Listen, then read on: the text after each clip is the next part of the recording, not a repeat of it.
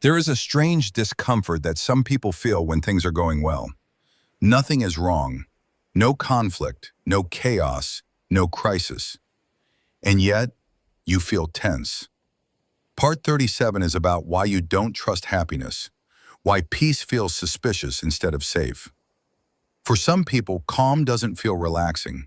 It feels like waiting for the other shoe to drop, waiting for bad news, waiting for disappointment, waiting for something to fall apart.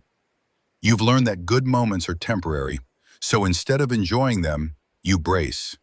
You scan for cracks. You mentally prepare for loss. This doesn't happen randomly, it's learned.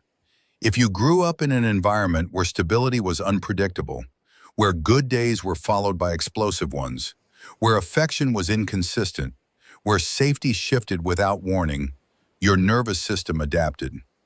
It learned something crucial. Calm is not permanent.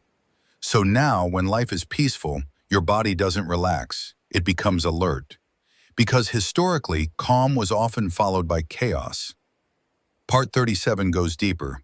You may not consciously think, something bad is coming, but your body feels it. Your shoulders stay tight. Your thoughts race.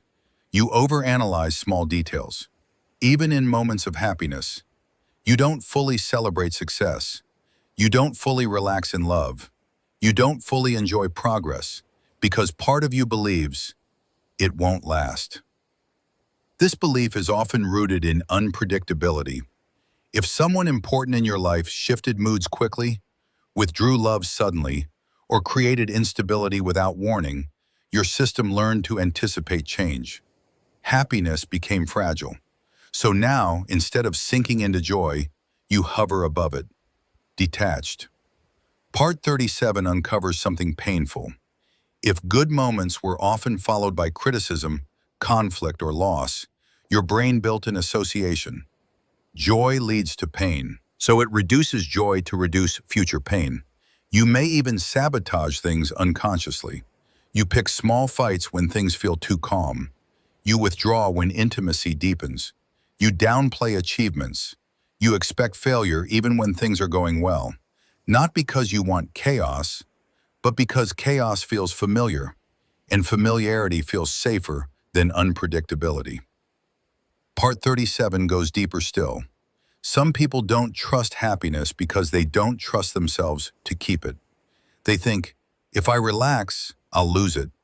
If I celebrate, I'll jinx it. If I feel secure, I'll be blindsided.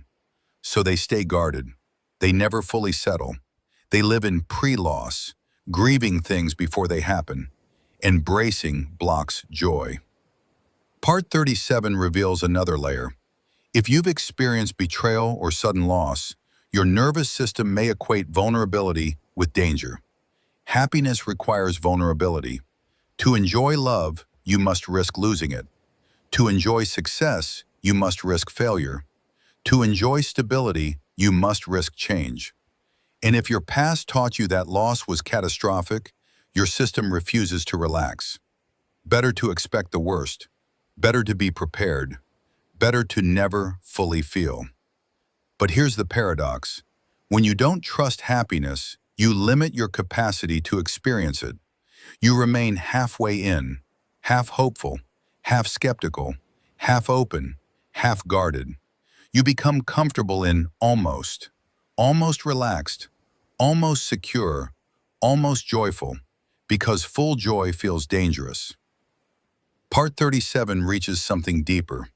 If you were the one who had to stay strong during chaos, you may feel guilty relaxing. If you were the caretaker, the responsible one, the stabilizer, you might associate calm with laziness. Rest feels wrong. Peace feels undeserved. So even when life allows you to breathe, you don't. You stay alert, because alertness once kept you safe. But constant alertness is exhausting.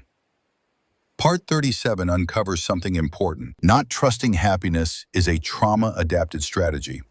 It's your nervous system saying, don't get too comfortable. But you are not in the same environment anymore. You are not the powerless version of yourself anymore. You are not trapped in unpredictability anymore. Your system hasn't updated. It still runs on old code. It still prepares for storms that aren't coming. Healing begins when you notice this pattern. When something good happens, instead of bracing, you pause. You ask, what am I afraid will happen next? And often the answer connects to the past. Old memories, old losses, old instability. But the present is different. Not every calm is a setup. Not every joy is temporary. Not every peace precedes chaos. Sometimes good things stay. Sometimes stability continues. Sometimes love doesn't vanish overnight. But to experience that, you must tolerate the discomfort of not bracing. You must allow yourself to feel without pre-protecting. That feels unnatural at first. It feels unsafe. But safety is built slowly, moment by moment. You don't need to force happiness. You need to allow it. Allow joy without predicting its end. Allow peace without scanning for threat. Allow love without rehearsing goodbye. Part 37 ends with this. You don't distrust happiness because you're negative. You distrust happiness because you've been hurt. But not every good moment is a prelude to loss. Not every calm hides chaos. You are allowed to experience joy without preparing for disaster. You are allowed to feel safe without scanning for collapse. You are allowed to relax without earning it. Peace is not a trap. Happiness is not a trick. And you don't have to brace for something that may never come.